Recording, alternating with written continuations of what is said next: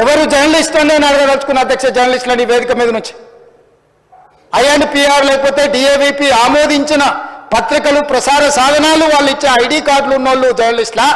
ఎవడు పడితే వాడు ఏదో ఒక ట్యూబ్ పెట్టుకొని మమ్మల్ని ఇష్ట రాజ్యంగా అధ్యక్ష, ప్రజా జీవితంలో ఉన్నాం కాబట్టి నిజంగా ఓపిక పడుతున్నాం అధ్యక్ష, రక్తం మరుగుతుంది. ఏంది భాష అది అధ్యక్ష?